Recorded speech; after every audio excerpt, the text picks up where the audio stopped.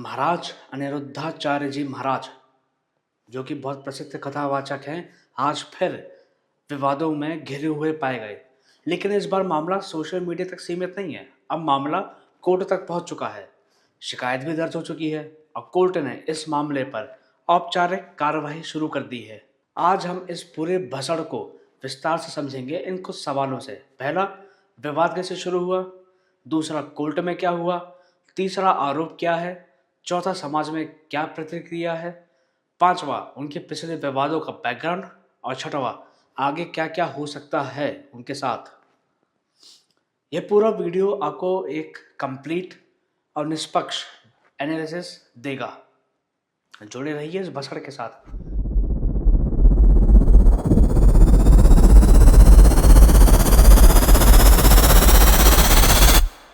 पिछले कुछ दिनों में एक वीडियो सोशल मीडिया पर बहुत तेजी से वायरल हो रहा है। इस वीडियो में अनिरुद्धाचार्य जी महिलाओं, विशेषकर युवतियों के बारे में कुछ विवादित टिप्पणियां करते दिखे हैं।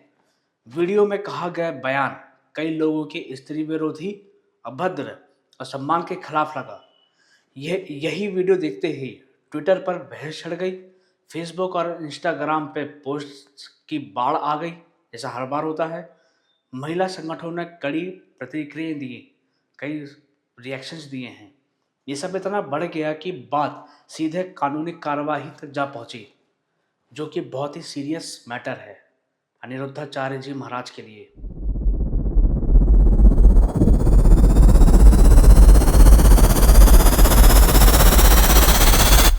विवाद बढ़ने के बाद ऑल इंडिया हिंदू महासभा की जिला अध्यक्ष मीरा राठौर ने अनिरुद्धाचार्य के खिलाफ औपचारिक शिकायत दर्ज कर दी है। शिकायत में आरोप कुछ ऐसे लगाए गए हैं, जैसे महिलाओं के सम्मान को ठेस पहुंचाने वाले बयान, सामाजिक मर्यादा और नैतिकता की उल्लंघन, सामाजिक तौर पर गलत संदेश फैलाने की कोशिश, जैसे तमाम चीज़ें। अभी जानते हैं कि कोर्ट का क्या अपडेट आया है। पहला, मथुरा की एक अदालत ने शिकायत को स्वीकार किया है। कोर्ट ने मुकदमा दर्ज करने की अनुमति भी दे दी। अगली सुनवाई 1 जनवरी 2026 को तय हुई है। उसी दिन अदालत में शिकायतकर्ता का बयान दर्ज होगा।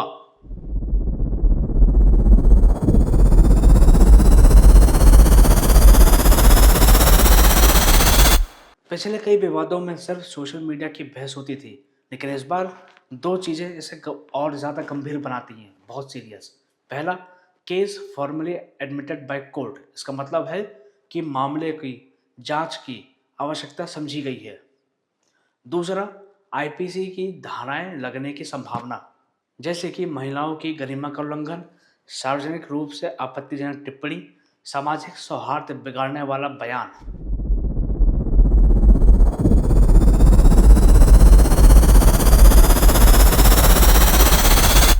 यह विवाद पूरे देश में दो हिस्सों में बंट चुका है। समर्थक कहते हैं बयान को संदर्भ से हटाकर दिखाया गया, गलत व्याख्या की जा रही है, वे एक धार्मिक कथा सुना रहे थे, उद्देश्य किसी का अपमान नहीं था। विरोधी इस बारे में कहते हैं किसी भी संदर्भ में महिलाओं का ऐसा वर्णन अनुचित है, धार्मिक मंच पर भी ऐसी भाषा अस्वीकार है। यह विचार समाज में महिलाओं के प्रति गलत धारणा फैलाते हैं। सोशल मीडिया पे तो देखो हर चीज़ ट्रेंडिंग है, जैसे अरेस्ट अनिरुद्धाचार्य, सपोर्ट अनिरुद्धाचार्य जी महाराज, रिस्पेक्ट विमेन, ऐसे ऐसे हैशटैग्स चल रहे हैं। यह विवाद अब केवल कानूनी नहीं बल्कि सामाजिक और नैतिक बहस बन चुका है।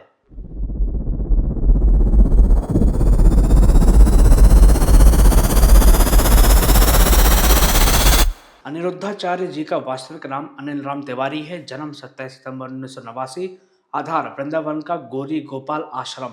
वे पिछले कई वर्षों से कथा वाचन करते आ रहे हैं और सोशल मीडिया पर लाखों फॉलोअर्स भी हैं। उनकी शैली भावनात्मक, तेज गति और युवाओं को में लोकप्रिय है, लेकिन साथ ही वे अक्सर विवादों में घिरे रहते हैं, ज़्यादातर महिलाओं पर की गई टिप्पणियों के कारण।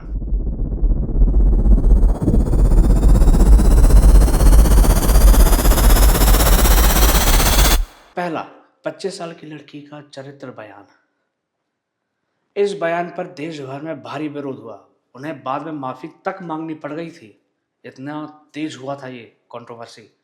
दूसरी है unmarried women, have loose character remark. इस पर भी उनके खिलाफ एफआईआर की मांग उठी थी। उन्होंने सार्वजनिक माफी जारी की थी। कई वीडियो में जहां वे महिलाओं के आदत, आचरण या जीवन शैली पर टिप्पणी करते नजर आए हैं, इन सब के कारण वे लगातार विवादित व्यक्तित्व बनते चले गए। इस बैकग्राउंड के कारण इस बार का विवाद और भी बड़ा हो गया है और भी सीरियस हो चुका है अब।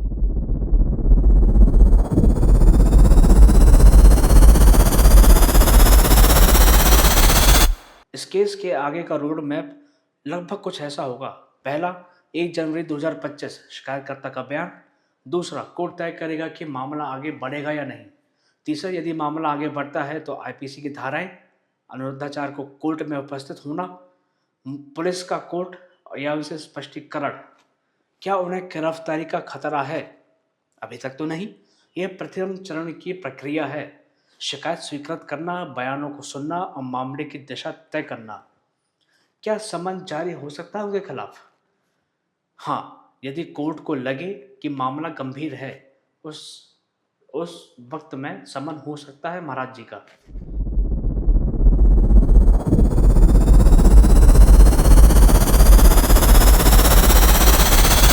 यह विवाद एक बड़े सवाल को जन्म देता है। क्या धार्मिक मंचों पर कही जाने वाली बातें जवाबदेही से मुक्त हैं? और क्या धार्मिक नेताओं को भी सार्वजनिक भाषा पर उतनी ही जिम्मेदारी लेनी चाहिए जितनी किसी भी सार्वजनिक स्पीकर को? इस मामले ने यह स्पष्ट किया है कि आज के भारत में डिजिटल मीडिया के कारण हर बयान की जांच होती है। धार्मिक मंच भी कानून की परिधि से बाहर नहीं है। महिलाओं की गरिमा पर टिप्पणी अब तुरंत चुनौती दी जाती है। समाज में यह परिवर्तन सकारात्मक माना जा रहा है।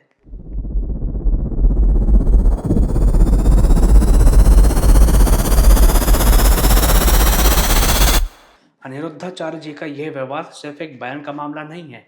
यह उस बदलते भारत की कहानी है जहां जनता जवाबदेही मांग रही है, अदालतें सोशल मीडिया को गंभीरता से ले रही है, धार्मिक मंच पर भी भाषा को लेकर नई संवेदनशीलता उभरी है। अब देखना यह है कि 1 जनवरी को कोर्ट में क्या नया मोड़ आता है और क्या यह मामला सिर्फ बयान तक सीमित रहेगा या कानूनी रूप से बड़े रिजल्ट तक जाएगा।